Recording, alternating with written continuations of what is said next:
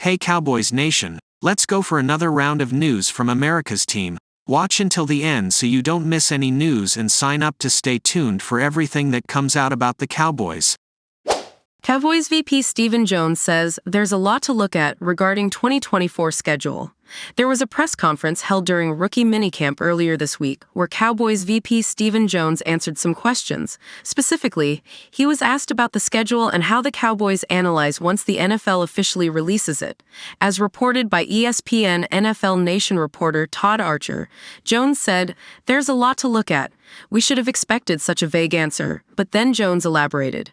He voiced 4 things the Cowboys look for once the schedule is complete and officially released. Late-season cold games. One of the things that even we fans pay attention to at schedule release is what cold weather cities will the Cowboys have to travel to in November and December. The answer to that question this season is just one. A Week 17 matchup at Philadelphia that could have major division and playoff implications. There is a Week 15 matchup in Carolina.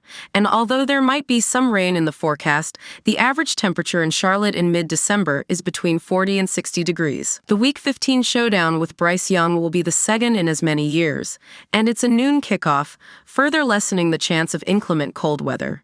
There are 4 road games versus cold weather cities, but the Cowboys were fortunate enough to draw those games closer to the beginning of the season to avoid frosty conditions.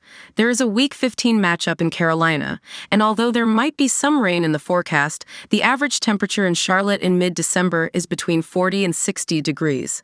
The Week 15 showdown with Bryce Young will be the second in as many years, and it's a noon kickoff, further lessening the chance of inclement cold weather. There are 4 road games versus cold weather cities, but the Cowboys were fortunate enough to draw those games closer to the beginning of the season to avoid frosty conditions. Proposed trade sees Cowboys add intriguing 6'2" receiver. The Dallas Cowboys would be an ideal landing spot for this young wide receiver.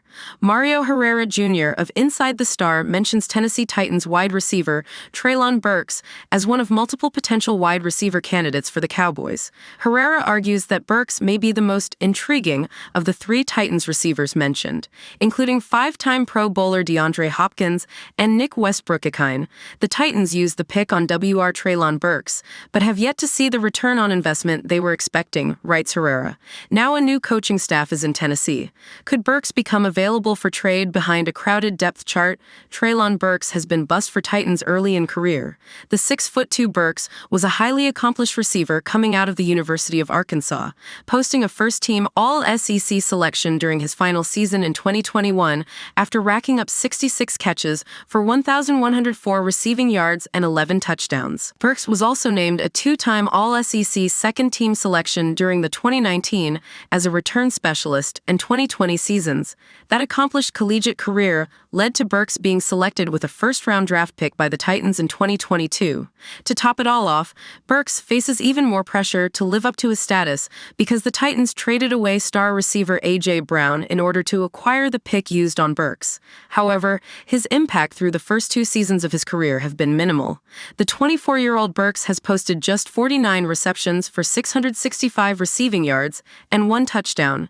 To make matters even worse, his numbers declined in his second season compared to the first, posting just 16 catches for 221 receiving yards and 0 touchdowns during the 2023 season.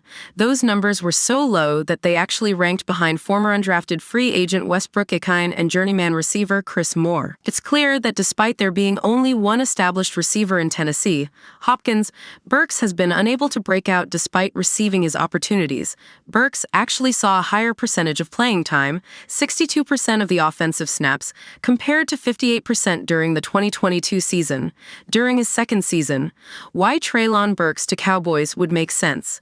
In the same article, proposes that the Cowboys could acquire Hopkins for a 5th-round draft pick. While it's hard to envision such a scenario playing out, the idea of Dallas acquiring Burks for a similar draft pick, or even a lower one, is a realistic scenario.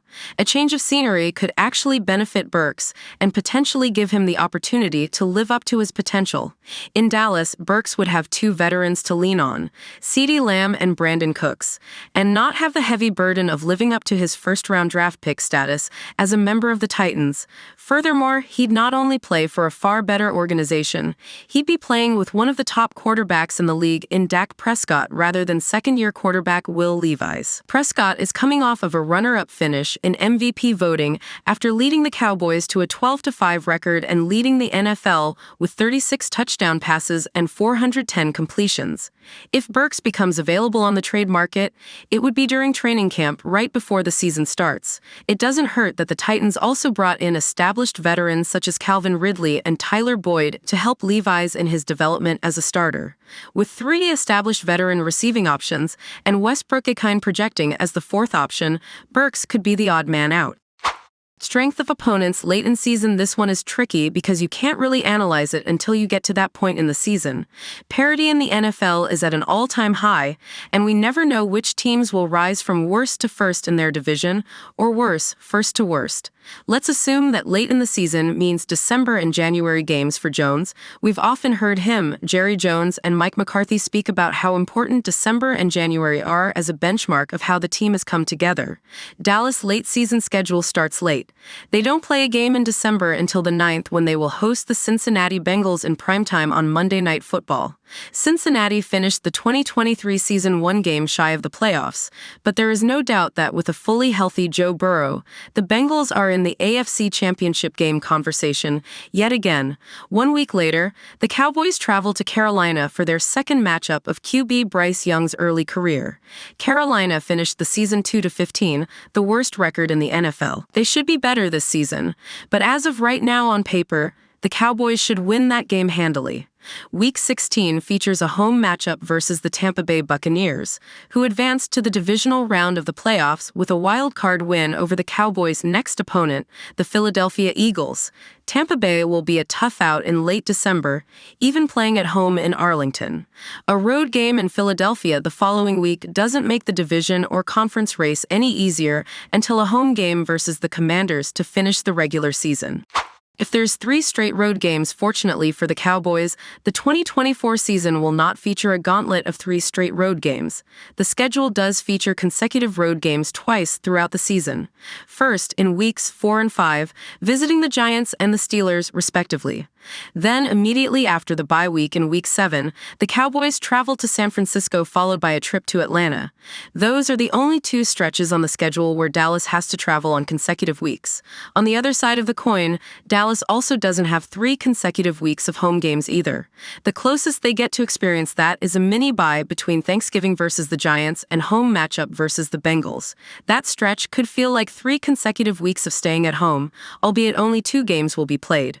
They also have consecutive home games across weeks 2 and 3 as well as weeks 10 and 11.